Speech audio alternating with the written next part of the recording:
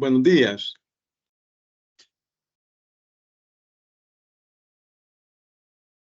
Buenos días, licenciado. Vamos a dar inicio a la clase de este día. Solo tengo 5 participantes. Creo que estas clases han Buen sido día. irregulares. Sí, buenos días. Quizás han sido irregulares por la actividad que se va a realizar mañana, el proceso electoral. Quizás hay mucha gente que está involucrada en temas electorales, quizás, ¿verdad? Me imagino yo, y que por eso es que han estado faltando a clases y todo eso. Pero vamos a dar la clase porque hay que impartirla. Y mi obligación es darle y ustedes recibirla. Así que vamos a dar inicio a esta clase. Miren, solo tengo 7 grupos conformados. No sé qué es lo que ha pasado. Me faltan 3 grupos. Según el listado que yo tengo, bueno, según el portal de la universidad, ustedes son 63 estudiantes de Derecho Civil 3. Son 63 estudiantes. De estos 63 estudiantes significa que son 10 grupos. 10 grupos de 6 son 60. Quiere decir que van a haber 3 grupos de 7. En el chat que me han respondido ahí quiero ver, aquí en la conformación de grupos que yo les envié, solo hay 7 respuestas, o sea, 7 grupos.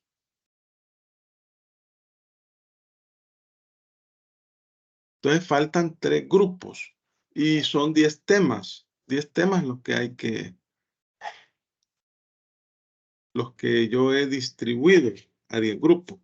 Así que las personas que no tengan grupos, que se unan, que conformen esos 3 grupos que faltan. Porque el trabajo, no recuerdo si es para el 19 de febrero. Claro, no es un trabajo extravagante que es una investigación bibliográfica. En cualquier libro de derecho civil de contratos pueden encontrar la temática. Así que yo los insto a que, porque los trabajos van a ser colectivos, no voy a aceptar trabajo individual. Si alguien me presenta un trabajo individual, no se lo voy a calificar. Y acuérdense que es nota formativa, 40%. Así que si todos los que, quiero ver cuántos hay, si los 16 personas que en este momento tienen grupos, pero si saben de personas que no tienen grupos, pues fácil, lo único que tienen que hacer es conformar el grupo, me responden el chat de conformación de grupos y me dicen, mire, este es nuestro grupo. Yo ya asigné 7 números. Parece que había a un grupo que le había dado un número y después le di otro. El primer número es el que vale. Lo que pasa es que me envían 2 veces los correos y diferentes personas y entonces ahí, pero por ahí estamos. En este momento, pues, hablar de este tema quizás no es muy conveniente porque solo tengo 17 participantes, pero es necesario que todos estén integrados en grupo de trabajo. Vaya, vamos a hablar, a continuar la clase de este día. En la clase anterior dejamos inconcluso el tema de los vicios del consentimiento. Hoy lo vamos a terminar. Habíamos hablado que los vicios del consentimiento son vicios de la voluntad. Es decir, la voluntad de la persona se ve influenciada por alguna situación que hace que esta persona consienta en un acto, no de manera libre. No existe autonomía de la voluntad. Y entonces habíamos hablado que los vicios del consentimiento, sí decía algo Sánchez José, Molina Sánchez José Alexander. Sí, solo dijo que le recordáramos para La presentación no la está proyectando. Sí, ya, pero ya creo que ya está, ya se la voy a proyectar. Solo estoy hablando así. Vaya, entonces, decíamos que era el error, la fuerza y el dolo. Y habíamos hablado del error. Hablamos del error de hecho y del error de derecho, que, bueno, el error en términos generales es la falsa apreciación que se tiene de una cosa, de una persona, de la ley. El error de hecho, una falsa apreciación de una cosa, de una persona. Error de derecho, falsa apreciación de la ley, una interpretación errónea de la ley. Y habíamos hablado de que el error vicia el consentimiento cuando tiene incidencia en el mismo. Vaya, vamos a proyectarles la presentación. ¿La ven? Sí, licenciado. Vaya, perfecto. Vaya, entonces decíamos vicios del consentimiento, vicios de la voluntad. Eso es los vicios del consentimiento. Es decir, que son factores externos a la persona que inciden negativamente en que tome su voluntad, o sea, es decir, en que consienta de una manera libre. Y pues aplica en actos unilaterales y bilaterales. Bueno, ya platicamos esto de los unilaterales y bilaterales, ¿verdad? Y decíamos que esto se encuentra regulado, leímos el artículo 1322, ahí se encuentran regulados lo que son los vicios del consentimiento. El artículo 1322 establece que los vicios de que se pueda adolecer el consentimiento son error, fuerza y dolo. Ya habíamos leído esta disposición. Luego habíamos conceptualizado lo que es el error. Concepto equivocado que se tiene de la ley, de una persona, de una cosa. Falso concepto de la realidad. Consiste en creer verdadero lo que es falso y viceversa. Yerra quien cree que Juan es abogado, no siéndolo, o que es diamante un trozo de vidrio. Ese es el concepto doctrinario que tenemos de lo que es el error. Y habíamos dicho que doctrinariamente el error, bueno, no solo doctrinariamente, legalmente también, porque nuestro Código Civil así lo clasifica como error de hecho y error de derecho. Y aquí la única diferencia entre uno y otro es que en el error de derecho está haciendo referencia a la ley, a un concepto equivocado o ignorancia de la ley. Aunque decíamos también que en el artículo 8 del Código Civil se presuma que la ley, una vez que ha sido publicada en el periódico oficial del Estado, es conocida por todos, ¿va? Pero todos sabemos que no es así, ¿verdad? Y es bien difícil, ¿verdad?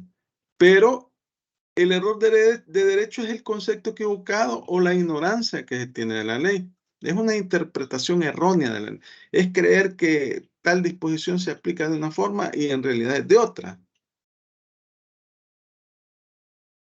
Y ahí pues lo puede cometer un abogado. Y el error de hecho es el concepto equivocado, la ignorancia que se tiene de una persona, de una cosa o de un suceso. Habíamos leído también el artículo 1323. El error sobre un punto de derecho no vicia el consentimiento. O sea que esta es una de las reglas establecidas en la disposición, que el error de derecho no vicia el consentimiento. Ojo con todo eso, ojo con eso, que en el examen yo les puedo preguntar. Entonces, el error de derecho, concepto equivocado que se tiene de la ley y no vicia el consentimiento según el artículo 1323. El error de hecho, concepto equivocado que se tiene de una cosa a una persona o un suceso. Y el error de hecho, va. Partimos que el error de derecho no vicia el consentimiento. Ahora, el error de hecho, concepto equivocado que se tiene de una persona, de una cosa, de un suceso, se clasifica en 3 categorías doctrinariamente. Entonces, de estos 3, de esta clasificación, alguno vicia el consentimiento, atendiendo a su gravedad y consecuentemente a los efectos que produce. Oigan bien, gravedad y los efectos que produce. El error de hecho puede ser de 3 clases. Y entonces hablábamos de error ostativo, error obstáculo, error sustancial o determinante y error indiferente. Solo el error ostativo o error obstáculo vicia el consentimiento, porque en este caso hay ausencia total del consentimiento. Por ese motivo, la ley establece que se trata de una nulidad absoluta del contrato. Y habíamos hablado que las nulidades absolutas son en relación al acto, a la naturaleza del acto, y son insubsanables, no pueden ser subsanadas ni siquiera por el tiempo. Es un vicio de tal calado que inclusive se considera que el acto nunca existió, se aplica de forma retroactiva y puede ser alegada en cualquier tiempo. En el artículo 1324 se habla de este tipo de error, del error ostativo o error obstáculo. Vamos a ver el 1324, que ya lo habíamos leído. Por eso es que se lo estoy leyendo. El artículo 1324 se leyó y dice, el error de hecho vicia el consentimiento cuando recae sobre la especie de acto o contrato que se ejecuta o celebra. Cuando recae sobre la especie de acto o contrato que se ejecuta o celebra. Como si una de las partes entendiese empréstito. Empréstito, ¿saben qué es empréstito?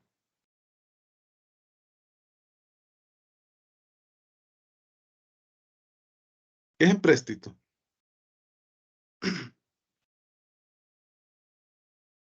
A ver, ¿quién me dice qué es empréstito?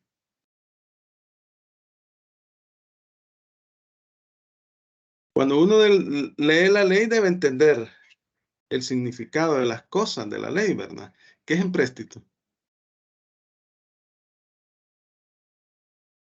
¿No saben? No, Yo creo pero que no le... Ajá, Molina Sánchez. sí, no, honestamente no sabía porque, Vaya, se lo voy a pero decir. Ajá, sí. Ha sí, buscado en San sí, sí, Google. sí, sí, Ajá, sí. ajá, Dice que es una operación financiera que realiza el Estado o los entes públicos, ajá, normalmente mediante la emisión de títulos de crédito para atender a sus necesidades u obligaciones. ajá. Entonces, ¿qué es en pocas palabras? Artículo 140. Durán Ayala, Silvia Iris Mariluz. Hola, Eli, buenos días. Sí, Sí, buenos días. bueno, yo estaba viendo el mismo concepto donde decía que es un préstamo que el Estado toma de alguna empresa o de algún negocio. Ajá, son préstamos que realiza el Estado. El empréstito es un préstamo. Es un préstamo.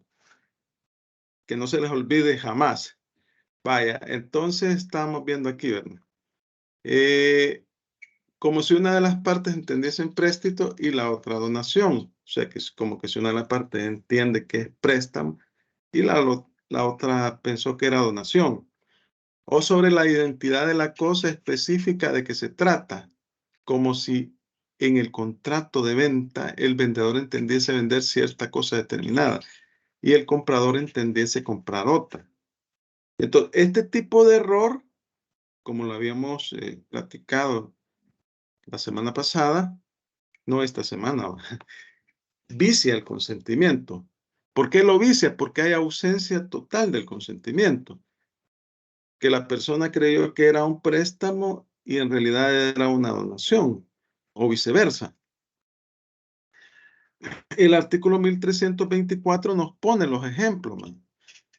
Y este caso, y también nos dice, el error de hecho vicia el consentimiento cuando recae sobre la especie de acto o contrato que se ejecuta o se celebra. Y ahí pone los ejemplos. También sobre la identidad de la cosa específica, como si el contrato de venta, el vendedor entiende que vende cierta cosa determinada y el comprador entiende que compra otra. Como que el vendedor cree que está vendiendo una camioneta Honda y el comprador cree que está comprando un pickup Toyota. Entonces, ese tipo de error vicia el consentimiento. Luego tenemos el error sustancial o determinante. Para eso habíamos leído los artículos 1325 y 1326. Estamos repasando esto porque como ya fue al final de la clase, que supone la existencia del consentimiento, pero viciado. O sea, en este caso, la diferencia con el primero, con el error ostativo, es que en el primer caso no existe consentimiento. En este caso sí hay consentimiento, pero está viciado. Entonces, acá la ley establece que se trata de una nulidad relativa del contrato. Y sabemos que hay una diferencia sustancial entre lo que es la nulidad absoluta y la nulidad relativa. La nulidad relativa puede ser subsanable, ya sea por el transcurso del tiempo o por las mismas partes. Y los artículos 1325 y 1326 se refieren a este tipo de error. Alguien que me haga el favor de leer el 1325 y otra persona el 1326 del Código Civil. Si no lo tienen, ahí está en pantalla. Las letras pequeñas, pero bueno. Con gusto, artículo 1325. El error de hecho vicia asimismo el consentimiento cuando la sustancia o calidad esencial del objeto sobre que versa el acto o contrato es diversa de lo que se cree, como si por alguna de las partes se supone que el objeto es una barra de plata y realmente es una masa de algún otro metal semejante. El error acerca de otra cualquiera calidad de la cosa no vicia el consentimiento de los que contratan, sino cuando esa calidad es el principal motivo de una de ellas para contratar, y este motivo ha sido conocido de la otra parte. Vale, gracias, gracias. Entonces vemos acá que aquí hay consentimiento, pero viciado. Entonces, se vicia el consentimiento y acarrea nulidad relativa. Y como decíamos, la nulidad relativa es en relación a las personas, a los sujetos que intervienen en el contrato. Y en cambio, la nulidad absoluta es en relación al acto, a la naturaleza del acto. Entonces, acá, en este caso, acarrea nulidad relativa. Acarrea nulidad relativa. Vaya, el 1326.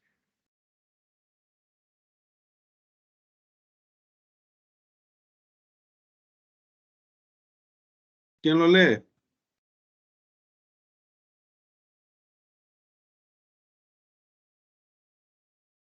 Yo se lo leo, Lee.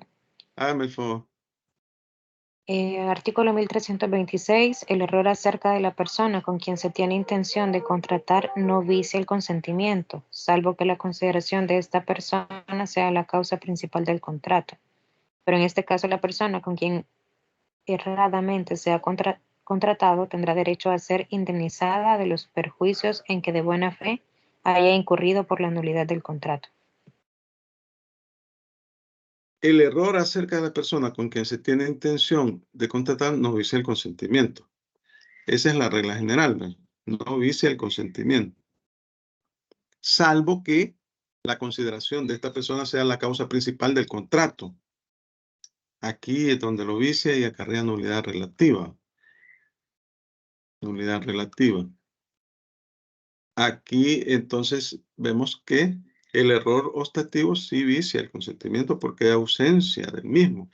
El error sustancial supone la existencia del consentimiento, pero hay un vicio. Y entonces acarrea nulidad relativa. El error indiferente, llamado por algunos accidental, no vicia el consentimiento y no afecta la validez del contrato. Este tipo de error no vicia el consentimiento. O sea, vamos de lo grave a lo menos grave, ¿verdad?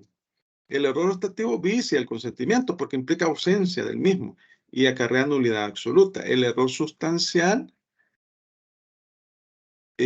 supone la existencia de consentimiento, pero viciado, está viciado el consentimiento. Entonces, acarrea nulidad relativa. Y el error indiferente o denominado accidental no vicia el consentimiento y no afecta la validez del contrato. Vamos a leer las disposiciones. El 1325, a él se refiere en la primera parte del inciso segundo del artículo 1325, que este lo acabamos de leer. El inciso segundo, miren.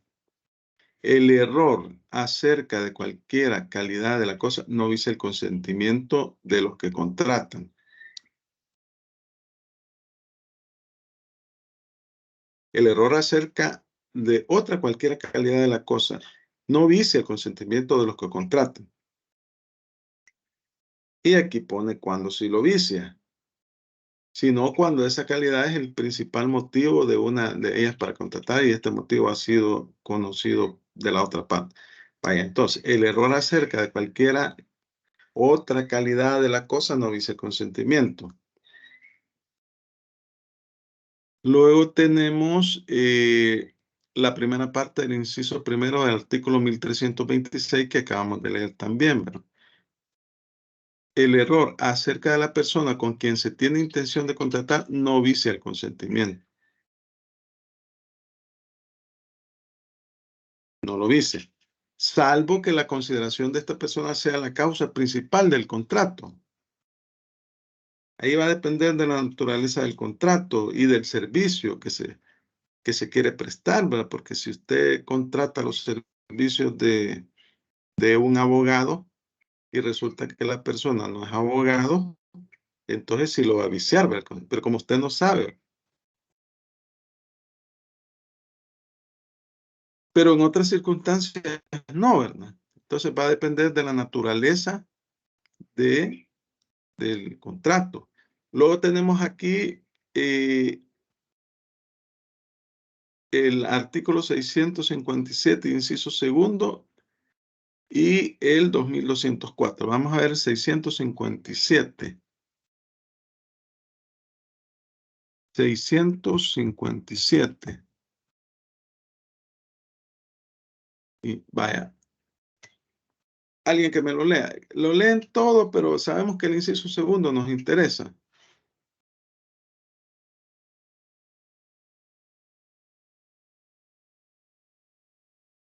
Artículo 657.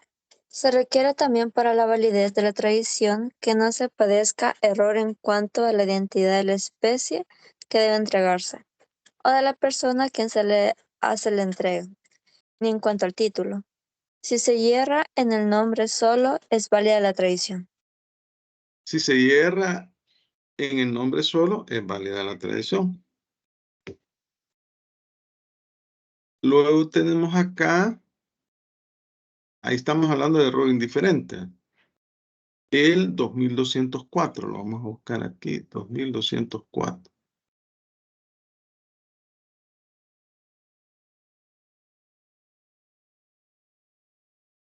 ¿Alguien que me lo lea? El 2204.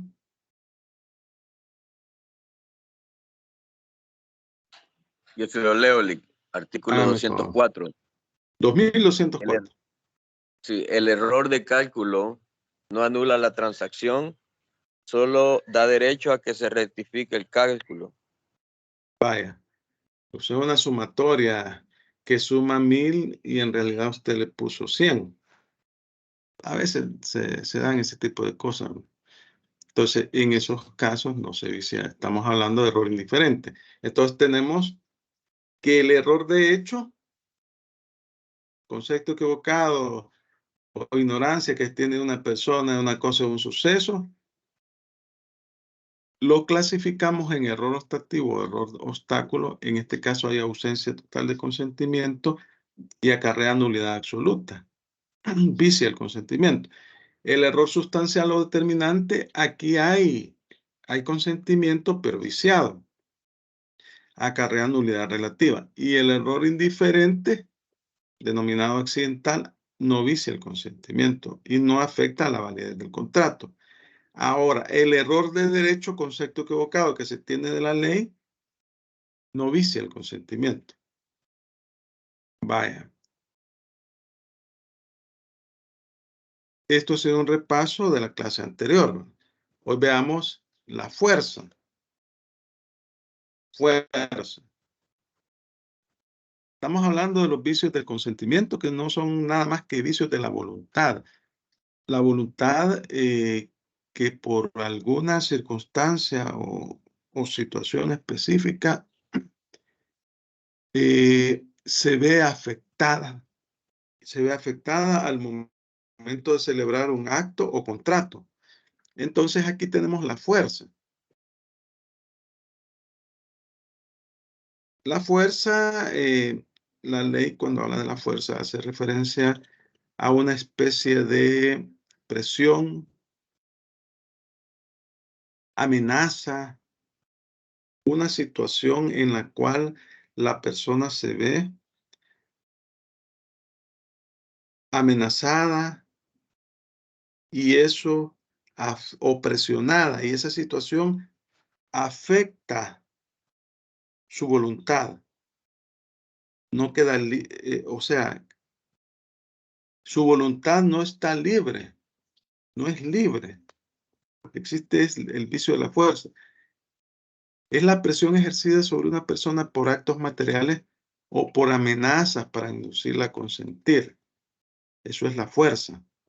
Entonces tenemos dos tipos de fuerza, la material o física y la moral.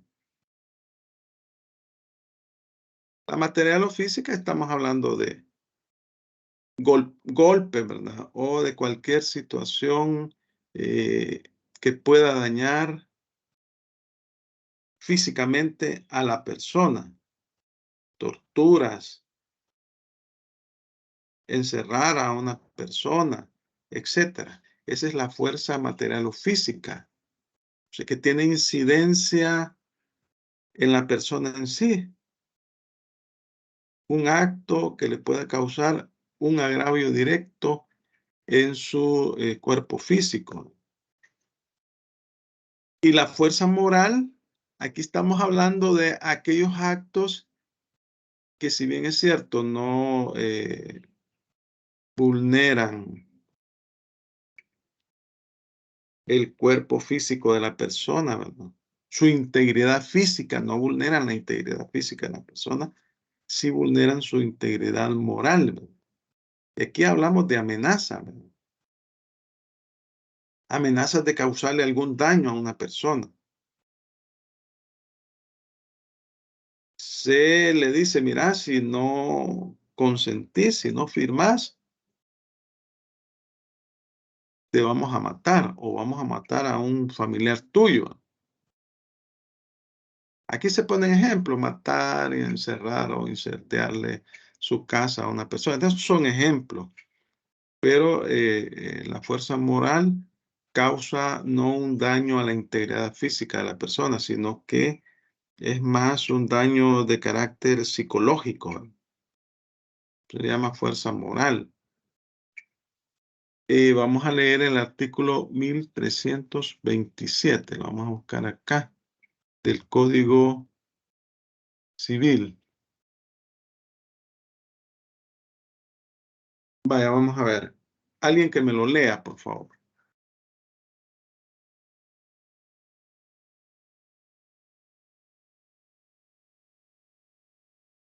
Buenos días, licenciado. Buenos Se lo voy días. a... Léanos. Artículo 1327. La fuerza no viciada el No consentimiento. vicia. La fuerza no vicia el consentimiento. Perdón. La fuerza no vicia el consentimiento, sino cuando es capaz de producir una impresión fuerte en una persona de sano juicio. Tomando en cuenta su edad, sexo y condición, se mira como una fuerza de este género todo acto que induce a una persona. Infunde. Todo acto que infunde a una persona. Perdón, licenciado, es que la letra se mira bien Sí, pequeña. sí, yo entiendo. Ajá. Infunde a una persona un justo temor de verse expuesta a ella, su consorte o alguno de sus ascendientes o descendientes en un mal irreparable y grave. Ajá. Continúo leyendo el otro. Sí, El por otro. favor. El temor reverencial, esto es el solo temor de desagradar a las personas a quienes se debe sumisión y respeto, no basta para viciar el consentimiento. Vaya, aquí, gracias. Aquí vemos, pues, que se regula en el artículo 1327 el vicio denominado fuerza. Y vemos que este puede o no viciar el consentimiento. Si la fuerza tiene una incidencia en la persona que la obliga a consentir, entonces en esos casos sí vicia el consentimiento. De lo contrario, no. Ya vamos a ver esto del temor reverencial. Lip, disculpe que lo interrumpa, Sí. pero yo conocí de un caso así, de una persona que la Ajá. estaba mirando con denunciar. Tenía Ajá. un amigo que la mamá le había consentido darle permiso de la novia. Ujú. Entonces, y a las horas, como que el amigo como que tuvo relaciones con la joven. Entonces vino la mamá y le daba permiso de llegar quizás hasta las 11 de la noche a su casa con ella. Entonces, y cuando ella se dio cuenta, le dijo de que si no le hacía el traspaso del terreno de la casa y le pasaba a nombre de ella el carro, lo iba a demandar. Vino él y bien preocupado, como a las 7 de la mañana, quizás yo todavía estaba dormida en mi casa y llegó casi llorando. Era menor de edad la muchacha. Sí, era menor de edad. Era menor de edad. Y llegó casi llorando a la casa a comentarme lo que había pasado. Y le dije yo, y él iba a acceder él a pasarle. Él le dijo la casa estaba valorada en $15,000 más el carro. Y le decía, es que si no me haces todo ese trámite, traspaso, te voy a ir a demandar, le decía. Y lo tenía hasta tal grado tan intimidado que yo le dije, mira, deja que haga las cosas, búscate un abogado y pues, ay, se van a juicio, le digo, si ella te va a demandar, le digo yo, porque realmente vos sabés que cometió un delito porque es una menor de edad. Tantas veces que te aconsejé, que le dije que no estuvieras con esa niña, pero me dice, no, pero es que ella me dio permiso. A la hora de la audiencia, la jueza la regañó y le dijo que cómo le había dado permiso de ser novio una persona mayor de una menor de edad. Entonces, y el punto es que le quiero decir yo que ella le decía de que le hiciera el traspaso y que le hiciera el traspaso, hasta había buscado ya el abogado. Entonces le dije yo, me deja mejor que ella dice que te va a demandar, que te demande. Y busca un abogado y ve cómo arreglan, le digo yo. Pero no accedas al chantaje de ella, porque ella prácticamente ahí le decía, si no lo haces, te voy a demandar, le decía. Entonces, si de un principio hubiera querido demandarlo, no le hubiera dicho, mira, hazme el traspaso, arreglemos así, sino que de un solo se hubiera ido a poner la demanda. Y le digo yo, ahí va ella con malicia, le digo yo, o sea, va viendo cómo sacar ventaja, le digo yo, por la hija, le digo yo, eso no se hace, una madre jamás haría eso. Yo en mi caletra, si yo tuviera una hija, jamás ni nunca, le digo, le daría permiso a mi hija de ser novia de una persona mayor. Eso no se hace, le dije yo. Y me dice él, bueno, se fue a buscar un abogado. Se fue donde un notario, se fue él, porque la notaria tenía un amigo que era penalista.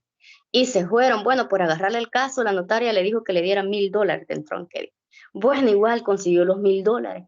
Entonces, y de ahí llegó el abogado, el penalista, y le dice, y llegaron donde el notario, y el notario conocido mío, porque estamos entre la familia. Y llega y le dice, llegan los dos, bueno, y el notario le habla y le dice, mira, le dice, tenés que hacer este traspaso, le dice, porque si no lo haces, vas a ir preso y ya sabes lo que le toca a los hombres violadores que van presos, le dice. Vaya, dijo que el más preocupado. Y le dice, bueno, llegó a lo que es la oficina del licenciado. Y bueno, llegaron, entraron y le dice, y le llama, le dice, ¿y por dónde venís? Le dice, por aquí vengo, le dice, todo esto él ya andaba haciendo las vueltas para hacer el trámite de la tarjeta, para hacer el traspaso, porque no la tenía la tarjeta. Había ido a ese trasero a arreglarlo para poderle hacer el traspaso a la señora. Entonces, y luego ya después, cuando llegaron a la oficina, llegó él con los dos abogados. Y le preguntó el licenciado, bueno, ¿y aquí qué pasa? Le dijo. Y el licenciado notario que les iba a hacer el traspaso se hizo el desentendido, se lavó las manos prácticamente. Porque, ¿y aquí a qué venimos? Yo no sé a qué han venido ellos aquí, le dijo. Y le dice la señora, si es que usted me va a hacer un traspaso, le dice. No, yo no sé, le dijo, usted sabe que lo que está haciendo, porque prácticamente estaba apoyando a la señora, o sea, en hacer el traspaso para no denunciarlo. Y le dijo, ¿usted sabe lo que le podría pasar, al licenciado? No, yo no sé, o sea, se lavó las manos prácticamente y se hizo el desentendido. Entonces, por eso le digo que yo conocí ese caso de donde moralmente, o sea, sí había cometido un delito el joven, pero como cual tenía que ser procesado y presentarlo, ¿verdad? Sino que lo que ella estaba haciendo era querer sacar una ventaja de la situación. Y es algo que se da muchas veces, se da en las personas y hay quienes se quedan callados, no dicen nada, acceden.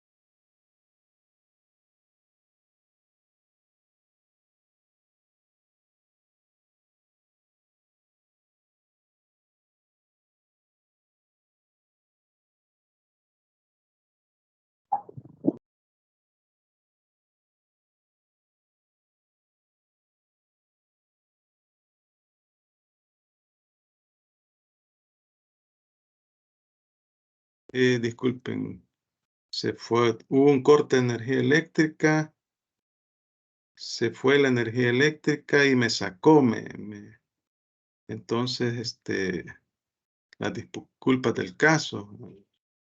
Y como yo tengo internet, bueno, con Claro, y tengo también un dispositivo, pero ninguno de los dos me conectaba. Así que las disculpas del caso. Estaba una compañera comentando el caso de una... ¿Me escuchan, verdad? Sí, se Sí, le escucha. escuchamos. Sí, Vaya, licenciado. vaya, disculpen. Estaba una compañera comentando el caso de un ejemplo de error de fuerza,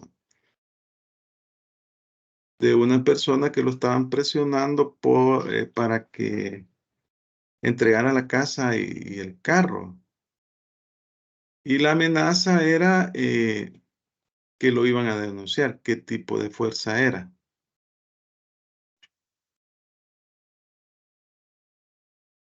Obviamente ahí estaban involucrados delitos, ¿no? Sí, que sería moral porque no había ningún daño Era físico. fuerza moral, ¿verdad? Con las disculpas del caso, ¿quién era la que estaba platicando o comentando ese caso? Yo, licenciado, yo estaba Ah, comentando. bueno. Es Ajá, que entonces nos siempre, habíamos quedado en que llegaron los dos abogados donde el notario, sí. Ahí habían dos delitos, ¿verdad? Ahora bien, lo que sucede es que en esos casos, quien alega la fuerza debe probarla. Ajá, y al final, ¿cómo quedaron? Rodríguez Rosales, pues, Beatriz. pues al final, pues lo terminó demandando. Como no accedió, lo terminó demandando. Pero Eh, lo terminaron demandando y como tenía a la mamá en Estados Unidos, él y los hermanos, pues es que él lo habían deportado a Estados Unidos y era bien allegado a esa familia. Y por lo mismo que era bien allegado a esa familia, pues solo ahí pasaba. Pero la mamá de la chica como que quizás tenía un sobreinterés, porque al final mm, cuentas ella le llamaba y le decía a la mamá, reméseme los $15,000 que está en lo que estaba valorada la casa, reméseme los $15,000.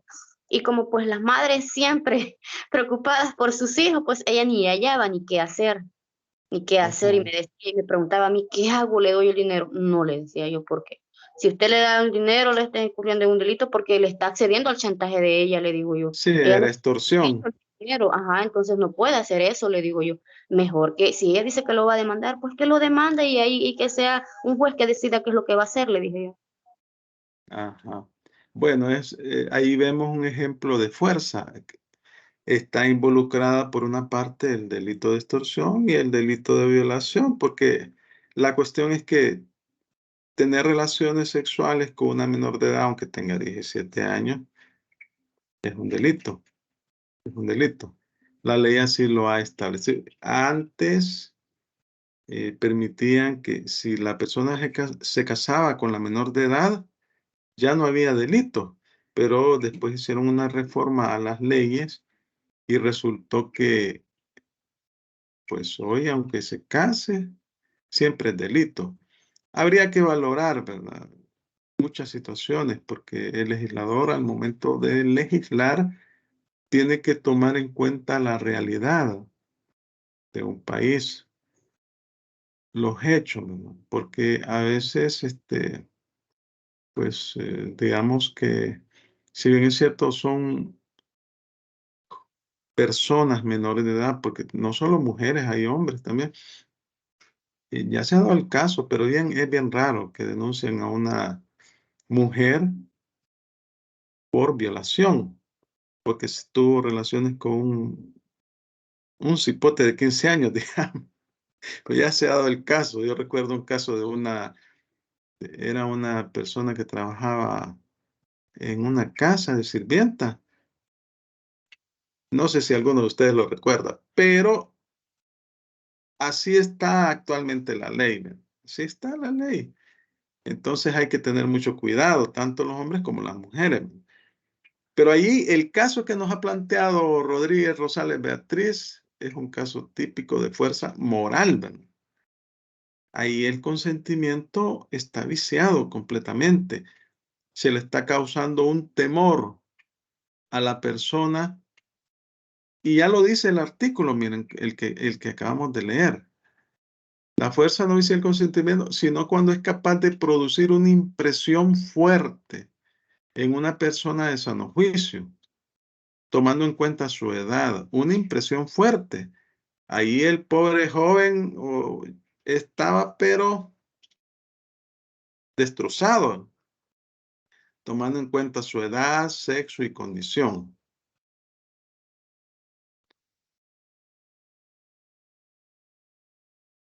Gracias por compartirnos su caso, porque da mayor claridad para entender este vicio del consentimiento.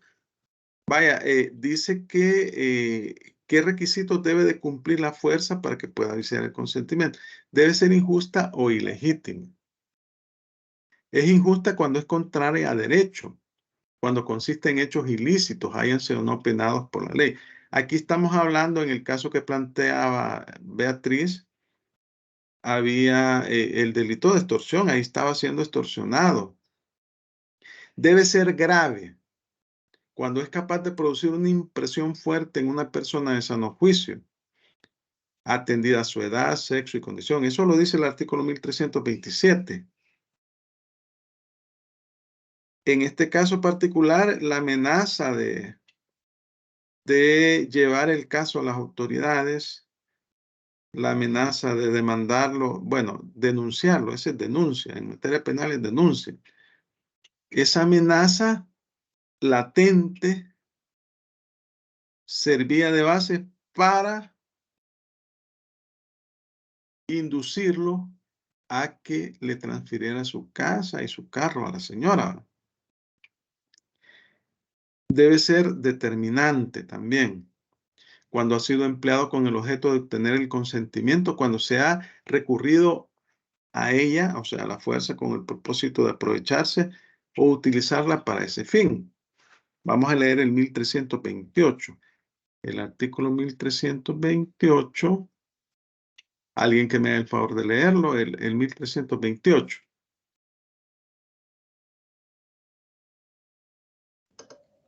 No está compartiendo pantalla. Permítame. Gracias es que como... Pero fíjese que sí está grabando, mire. Eso no se quitó. Vaya, hoy sí. Vaya, vamos a ver. El 1328. Sí, artículo 1328. Para que la fuerza vicie el consentimiento no es necesario que la ejerza aquel que es beneficiado por ella. Basta que se haya empleado la fuerza por cualquiera persona con el objeto de obtener el consentimiento. Leído. Vaya, gracias. Para que la fuerza vicie el consentimiento no es necesario que la ejerza aquel que es beneficiado por ella. Basta que se haya empleado la fuerza por cualquier persona con el objeto de obtener el consentimiento. Aquí era la mamá, ¿verdad? Ella sí iba a haber beneficiada, pero pudo haber sido la novia pidiéndole, mira, pasarle la casa y el vehículo a nombre de mi mamá si no querés ser denunciado. Vaya, vamos a ver. Entonces, estos son los requisitos de la fuerza para que pueda viciar el consentimiento. Debe ser injusta o ilegítima, debe ser grave y debe ser determinante. Esos son los casos señalados doctrinariamente y por la ley. ¿Quién debe probar la fuerza? Bueno, la persona interesada. Esa es quien debía de probar que existía fuerza, en este caso el joven, ¿verdad? O sea, la persona que alega la fuerza es el que la debe de ventilar. ¿Y dónde se iba a ventilar? En este caso estábamos hablando de dos juicios, un juicio penal y un juicio civil. Porque si le hubiera trasladado los bienes a la señora, entonces la pudo haber demandado posteriormente, alegando que en esa compraventa no era compraventa, sino que se trataba de un hecho en el cual se le obligó a consentir por fuerza. Entonces, tenía que probarlo. Porque la persona afectada es la que la alega. Entonces, aquí la ley, pues, debe de presentar toda la prueba que acredite, inclusive la testimonial. ¿Quién ejerce la fuerza? La fuerza dice el consentimiento sea obra de la otra parte o de un tercero a condición de que se emplee con el objeto de obtener el consentimiento. O sea, debe de afectar la voluntad de la persona, de tal manera que consienta a consecuencia de esa fuerza que se está ejerciendo. Puede ser física, puede ser moral. Ahora lo del temor reverencial, el artículo 1327, el inciso segundo, habla de lo que es el temor reverencial. Y el mismo artículo establece que solo el temor de desagradar a las personas a quienes se debe sumisión y respeto, y no vicia el consentimiento. Vaya, yo les consulto a ustedes un ejemplo. Díganme un ejemplo del temor reverencial. Yo les pregunto en el examen, ejemplifíqueme el temor reverencial. ¿Qué me pondrían?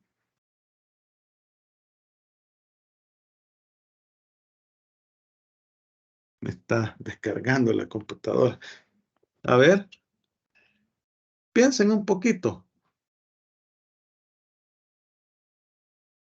Perdón, licenciado, ¿cómo fue la pregunta? Deme un ejemplo de temor reverencial. Puede ver el artículo, el inciso segundo del artículo 1327. Es el solo temor de desagradar a las personas a quienes se debe sumisión y respeto, no basta para viciar el consentimiento. Ese es el temor reverencial. Y así lo señala el artículo 1327, inciso segundo. A ver, ¿quién me ejemplifica el temor reverencial? Licenciado, no sé si estoy mal, pero puede ser un ejemplo de temor reverencial cuando el empleado le tiene cierto miedo a su empleador. Sí, podría ser, pero es más, Sí. Ajá, sí. Podría ser como que mi esposa, digamos, me dijera, mira, pasar la casa, que le pase la casa a nombre de ella. Y yo porque por no perder su amor, lo hago. Eso sería el reverencial, porque ahí es como, según el inciso segundo. Ajá. Durán Ayala, Silvia, Iris, Mariluz.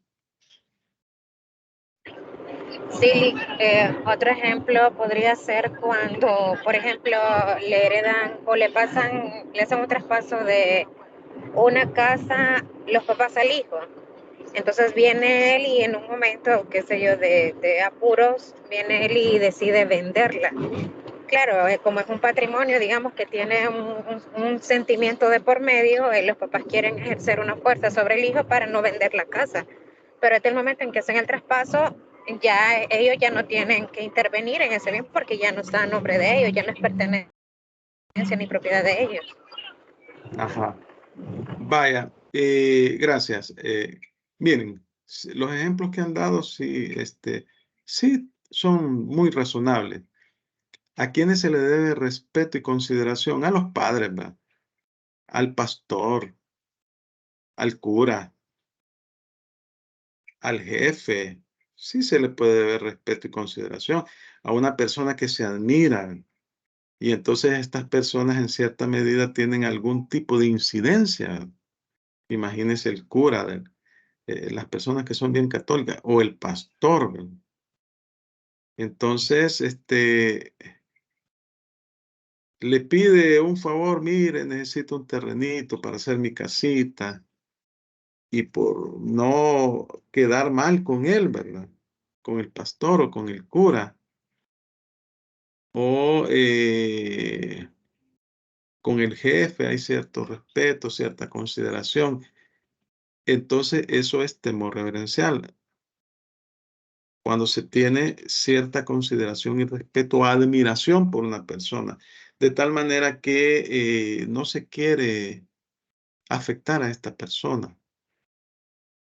Y eso no vicia el consentimiento. El temor reverencial no vicia el consentimiento. Vaya, estamos ahí, ¿verdad? Efectos que produce la fuerza. La fuerza se obra de una de las... La fuerza, sea obra de una de las partes o de un tercero, produce una unidad relativa de conformidad al inciso final del artículo 1552, inciso tercero. Vamos a leer ese artículo. 1552, inciso tercero. Aquí estamos hablando que cuando vicia el consentimiento produce nulidad relativa. Ojo con eso. Ojo con eso. Leamos todo el artículo 1552, pero nos vamos a centrar en el inciso tercero. ¿Quién me lo lee?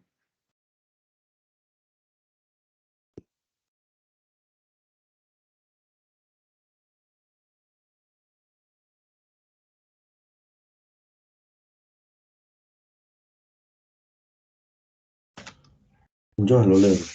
Artículo 1552. La nulidad producida por un objeto o causa ilícita y la nulidad producida por la omisión de algún requisito o formalidad que las leyes prescriben para el valor de ciertos actos o contratos, en consideración a la naturaleza de ellos y no a la calidad o estado de las personas que los ejecutan o acuerdan, son nulidades absolutas.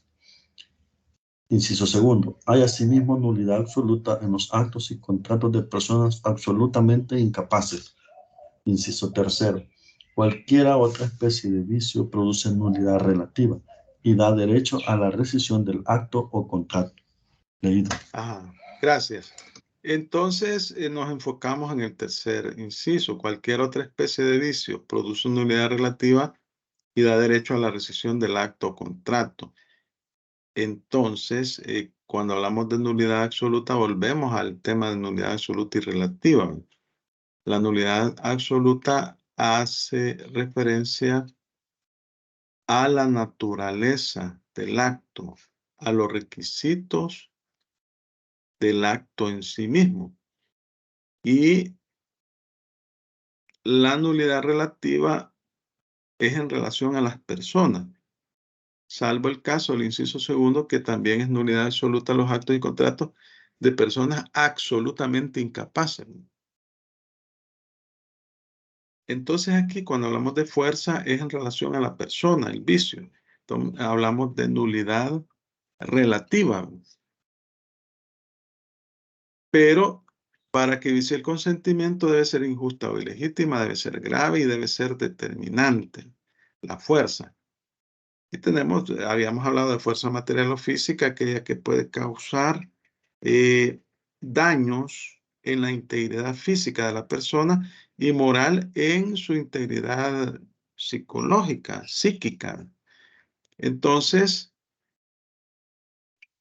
la fuerza para que vicie el consentimiento debe de cumplir estos tres requisitos. Debe ser injusta, grave, determinante. Y decíamos que el temor reverencial o esa consideración, respeto, admiración que se pueda tener por una persona, no vicia el consentimiento. Y la fuerza, cuando vicia el consentimiento, produce nulidad relativa. Produce nulidad relativa. Ojo con eso, ¿eh? Ahora tenemos el otro vicio del consentimiento. Hemos hablado de el error, hemos hablado de la fuerza y nos falta el último elemento, el dolo. El dolo es mala intención, ¿verdad? aquí se ve un elemento trascendental que es la intención consciente de querer dañar a otro o a otra persona. Consiste en la intención positiva de engañar o de mantener en el error a una persona para inducirla a consentir. O sea, en el caso del dolo hay mala intención.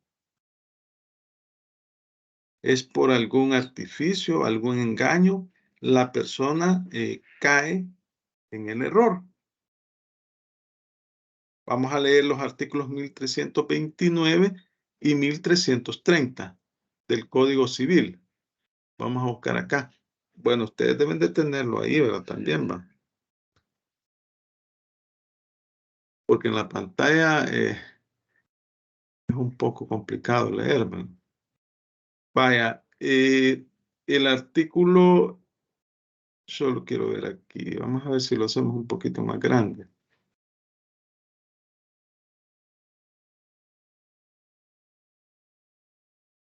Ah, pero aquí no, aquí hasta ahí me da. ¿Verdad? Sí, porque aquí no se logra ver toda la pantalla. Quiero ver aquí cuánto es. 150. Le voy a poner 100, le voy a poner 160. Vamos a ver, 160.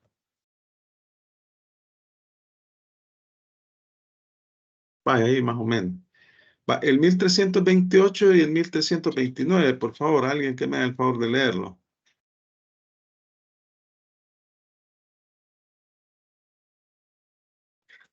Buenos días, licenciado. Vaya, Artículo permítame. Era el 1329 y el 1330, era. Vaya, 1329 y 1330, ¿sí? Con gusto, licenciado. Sería artículo 1329. El dolo no vicia el consentimiento, sino cuando es obra de una de las partes, y cuando además aparece claramente que sin él no hubieran contratado. En los demás casos, el dolo da lugar solamente a la acción de perjuicios contra la persona o personas que lo han fraguado o que se han aprovechado de él. Contra las primeras, por el total de valor de los perjuicios, y contra las segundas, hasta concurrencia del provecho que han reportado del dolo. Artículo 1330. El dolo no se presume sino en los casos especialmente previstos por la ley. En los demás debe probarse. Vaya, muchas gracias. Él dice que el dolo no vicia el consentimiento, sino cuando es obra de una de las partes. De las partes, ¿quiénes son? Las partes contratantes. Estamos hablando de contrato, ¿no? Y cuando además aparece claramente que sin él no hubieran contratado. Entonces, exige dos requisitos, ¿no? El primero es que debe ser obra de una de las partes. Y el segundo es que si no existiese ese engaño, ese artificio, ese dolo, no se hubiese contratado, no hubiera existido un motivo para contratar. Eso es lo que dice el artículo 1329. Si no se cumplen las condiciones del inciso primero del artículo 1329, entonces el dolo solo da lugar a la acción de perjuicios contra personas o personas que lo han fraguado o que se han aprovechado de él. Contra las primeras por el total del valor de los perjuicios y contra la segunda hasta la concurrencia del provecho que han reportado del dolo. Aquí estamos hablando de daños y perjuicios, ¿no? Estamos hablando de una especie de indemnización, obviamente que debe ser cuantificada. Entonces, para que vicie el consentimiento, el dolo debe ser obra de uno de los contratantes, que pueden ser 2 o 3 o más, ¿verdad? Y además, a consecuencia de ese dolo, se consintió, se contrató. Fue el motivo para contratar. Y luego el artículo 1330 habla de que el dolo debe estar tasado en la ley. No se presume, sino en los casos especialmente previstos por la ley. En los demás casos, debe probarse. Entonces, acá, pues el artículo nos dice que, primero nos dice que el dolo no se presume, salvo en los casos establecidos. ¿Se acuerdan de las presunciones legales, verdad? De las presunciones judiciales, las presunciones de hecho. Entonces, aquí estamos hablando de una presunción legal. Y en todo caso, el dolo se debe de probar. Ojo con eso. El dolo puede presentarse en un triple ámbito en el derecho. En el otorgamiento o celebración de los actos o contratos, ahí donde puede ocurrir el vicio del consentimiento. En la ejecución de los contratos, acuérdense que primero se celebra el contrato, después sigue la ejecución. En una compraventa se celebra el contrato de compraventa de un vehículo. Y en la ejecución hay que entregar, el vendedor está obligado a entregar la cosa, o sea, el vehículo, y el comprador está obligado a pagar el precio. Y en el ámbito de la responsabilidad extracontractual, ¿qué me pueden decir de la responsabilidad extracontractual? La responsabilidad civil extracontractual.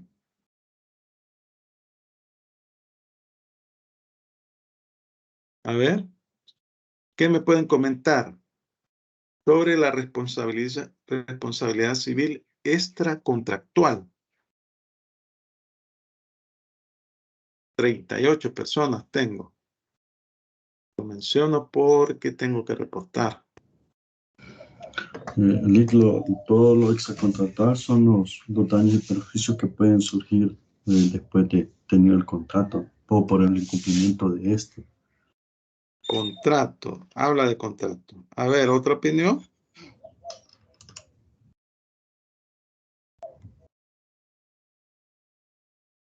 Otra opinión, vamos a ver. Usted dice que por daños y perjuicios por el cumplimiento de un contrato. ¿Alguien más? ¿Alguien por ahí iba a hablar?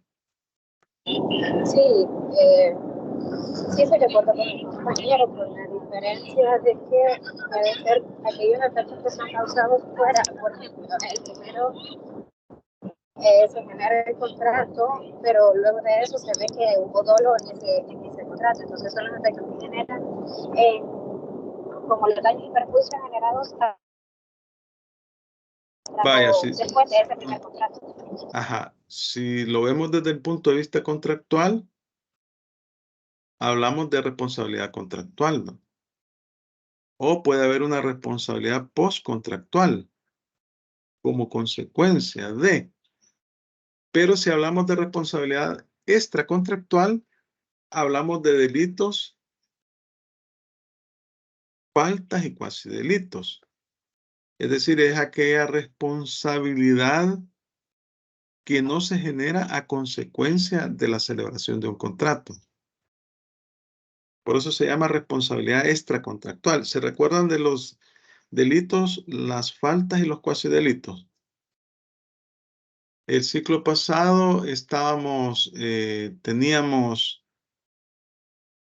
se platicó de los delitos, los cuasi delitos, delitos y faltas.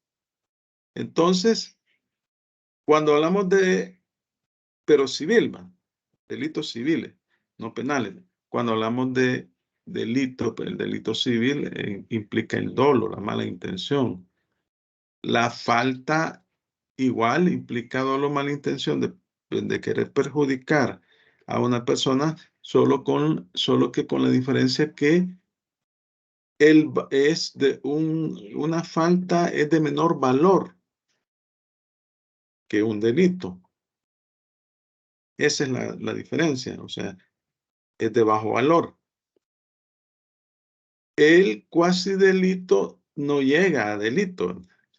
Aquí estamos hablando y ahí hablamos de aquellos casos en los cuales se infringe o se comete un daño sin la intención de cometerlo. Ahí no existe intención. Entonces, ahí es donde hablamos de responsabilidad extracontractual. Por eso es extracontractual, no tiene que ver con los contratos. Entonces, en estos casos se produce el dolo. Acuérdense que el dolo es la mala intención. Tenemos la clasificación del dolo. Tenemos dos tipos de dolo. El dolo principal o determinante es obra de una de las partes y la condición aquí es que aquí se cumplen las dos condiciones establecidas por el artículo 1329. Es decir, que debe existir como consecuencia de ese engaño, de ese artificio, la contratación. O sea, se dio el consentimiento. Y el artículo 1329 en el inciso primero establece sus dos requisitos.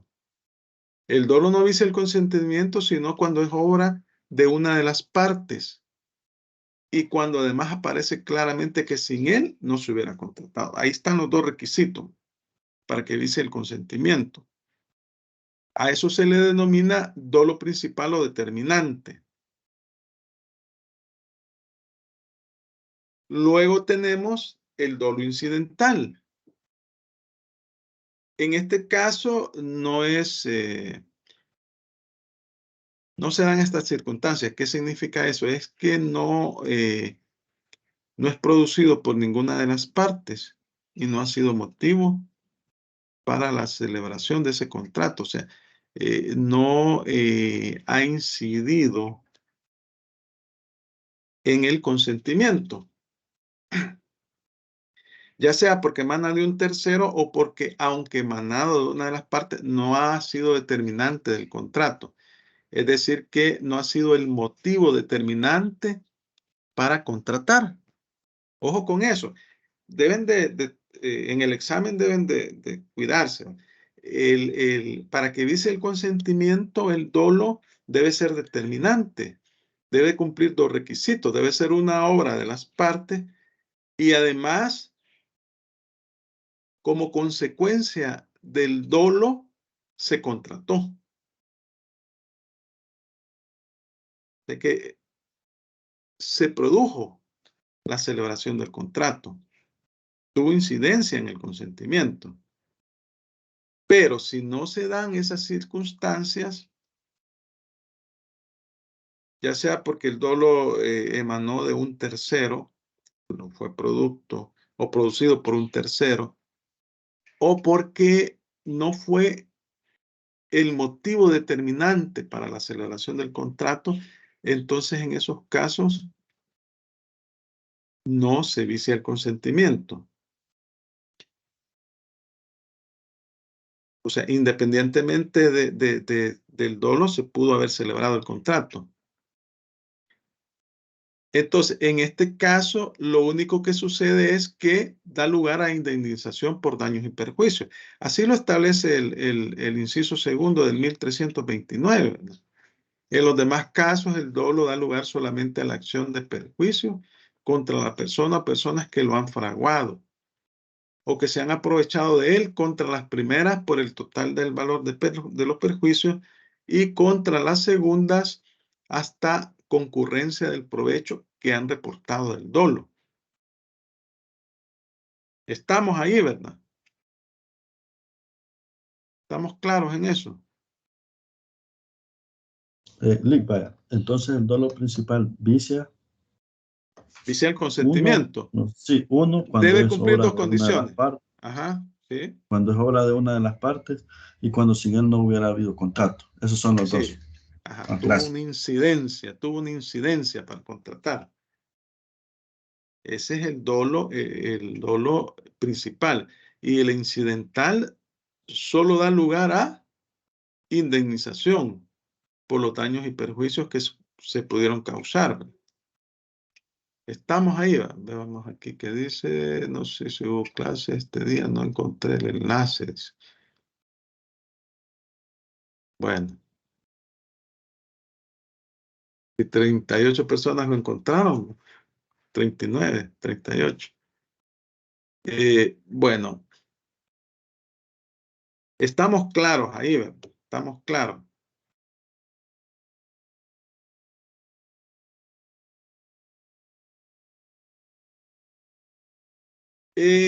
Vayan, recapitulemos, porque veo que ya va a finalizar el tiempo, ya no tenemos más tiempo, 15 minutos tenemos. Recapitulemos. Los vicios del consentimiento son vicios de la voluntad, es decir, que por algún factor o alguna incidencia se obtiene el consentimiento o la voluntad, no es libre, no es libre. Y tenemos que los vicios del consentimiento son el error, la fuerza y el dolo. ¿Sí? El error, la fuerza y el dolo. El error, podemos ver que es una falsa apreciación de una persona, una cosa, un hecho o de la ley. Y el error puede ser de hecho y de derecho. El error de derecho no vicia el consentimiento. Es la falsa apreciación o interpretación o conocimiento de la ley. El error de hecho, falsa apreciación de una persona, de una cosa o de un hecho, vicia el consentimiento solo en dos casos. Vaya, veamos, vamos a ver. ¿Cómo clasificamos el error? El error de hecho. Porque el error de derecho no vicia el consentimiento. El error ostativo, el error sustancial y el error indiferente. El primero, el error ostativo, vicia el consentimiento porque en este caso hay ausencia total del consentimiento y acarrea la nulidad absoluta del contrato. El error sustancial, aquí en este caso particular, sí tenemos consentimiento, pero viciado. En este caso se acarrea la nulidad relativa del contrato. Y el error indiferente o accidental, este no vicia el consentimiento. Y consecuentemente no afecta la validez del contrato. Ahí están las disposiciones, ustedes deben de leerlas.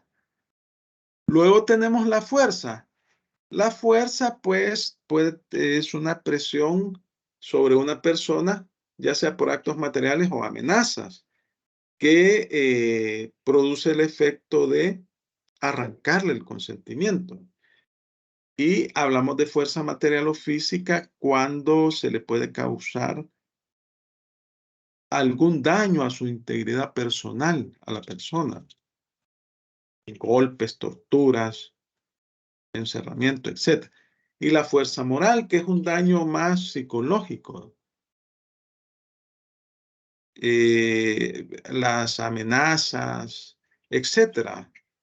Como el caso que mencionó la compañera, creo que Beatriz se llama. Veamos. Parece que sí, ¿verdad? No me acuerdo. Bueno, ya tengo 40. 40 tengo. Ajá, sí, Beatriz es verdad.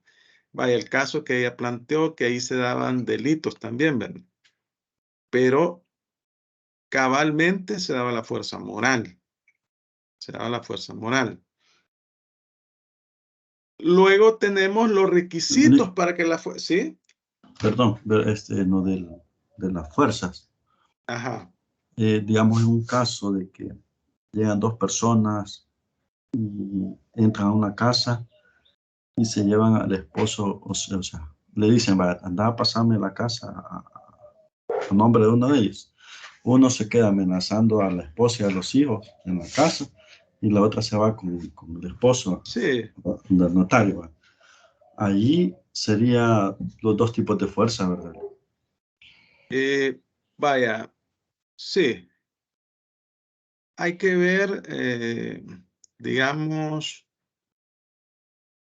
quién es la persona, el dueño de los bienes que se van a ver afectados. ¿Va? Pero sí, ahí estamos hablando de amenazas y hablamos de delitos. Porque aquí lo vemos desde dos ámbitos, desde el ámbito civil y desde el ámbito penal.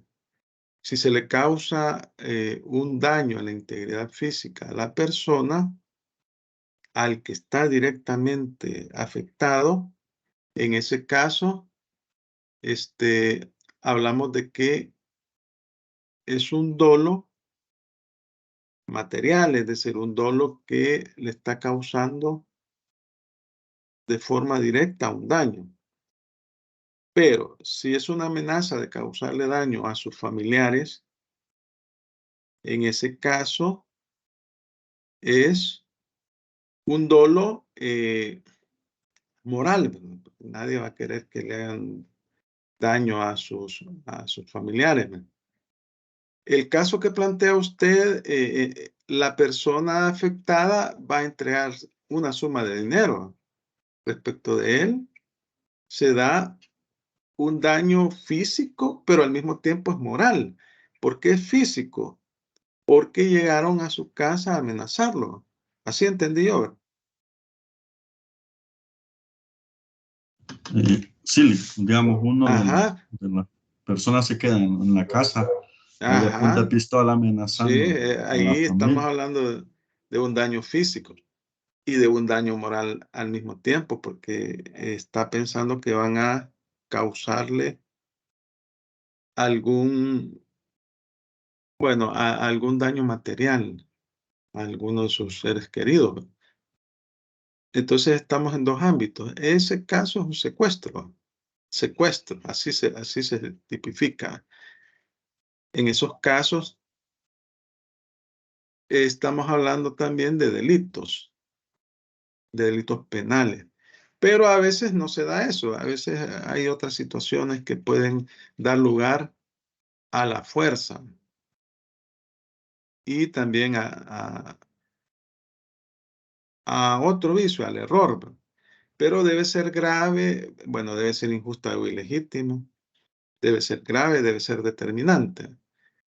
Y luego, en todos los vicios del consentimiento, quien alegue el vicio debe probarlo. Hablamos del temor reverencial, ¿verdad? El temor reverencial, ahí pues hablamos que es cierta consideración o respeto que se tiene por determinadas personas. El papá, la mamá, el hermano, el profesor, estaríamos hablando también de el patrono o una persona que se tenga, el cura, el pastor, cierta admiración. Eso no vicia el consentimiento. Y la fuerza, cuando vicia el consentimiento, produce o acarrea nulidad relativa. El dolo, en el caso del dolo existe mala intención, hay una intención de dañar. Y decíamos que puede darse en el otorgamiento o celebración de contratos, en la ejecución de los contratos y en la responsabilidad extracontractual. O sea, hablamos de los delitos, faltas y los cuasidelitos. Y no está involucrado en ningún tipo de contrato. Y luego tenemos el dolo principal o determinante, que muy bien lo decía ahí el compañero Ulina Sánchez José, que debe de cumplir dos requisitos. Uno debe ser obra de una de las partes y dos, como consecuencia de se celebró el contrato para que pueda viciar el consentimiento. En los demás casos, aquí hablamos de que solo da lugar a el pago de indemnización por daños y perjuicios, cuando es producido por un tercero o cuando, a pesar del dolo, este no fue el determinante para la celebración del contrato. Bueno, les voy a reiterar que las personas que todavía no tienen grupo, yo solo tengo 7 grupos en el aula virtual. Aquí están, me han respondido ¿cómo se llama? El mensaje de la conformación de grupos de trabajo en el aula virtual. Y solo tengo 7. Aquí pues ustedes entran al aula virtual y ahí van a ver el foro de conformación de grupos de trabajo. Ahí me deben de responder. Entonces, las personas que todavía no tienen grupo de trabajo, confórmenlo porque según yo tengo aquí en el portal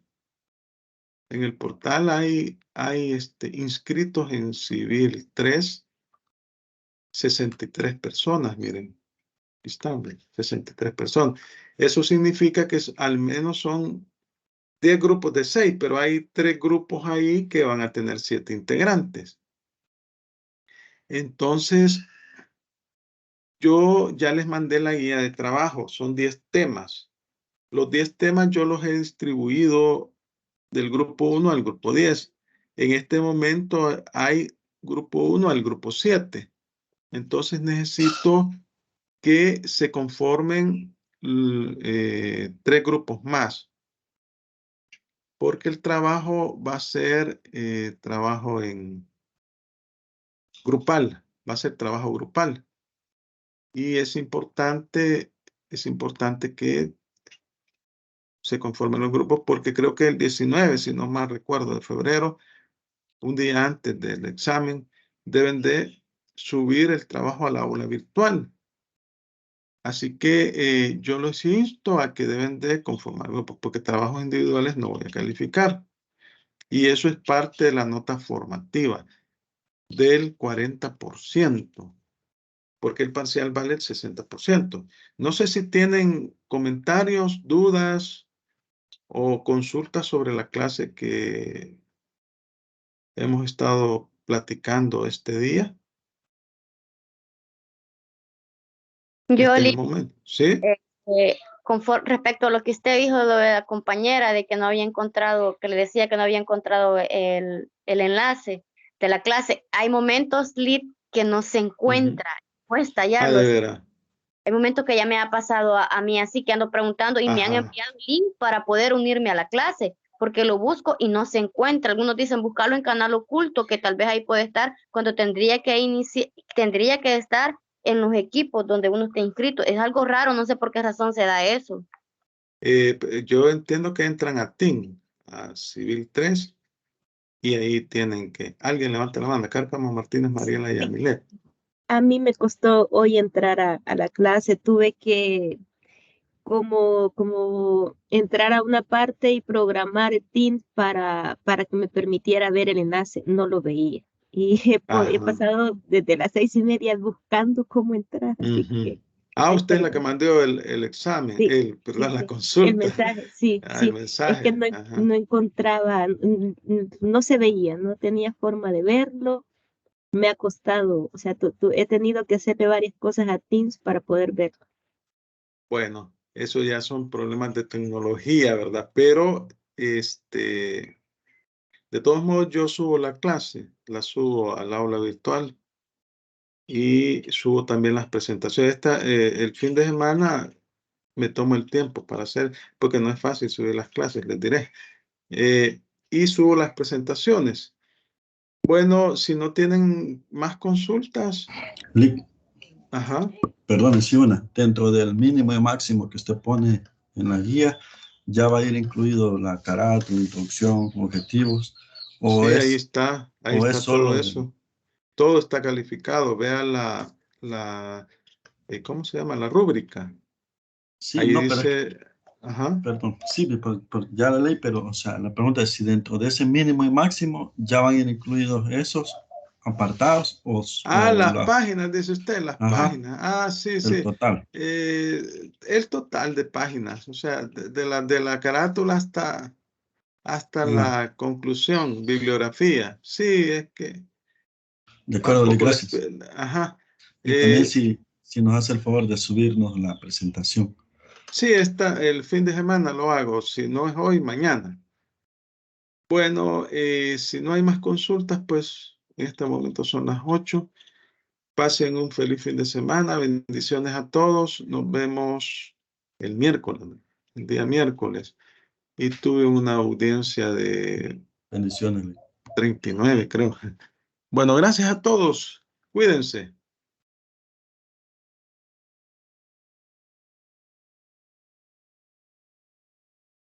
Gracias, licenciado. Bueno.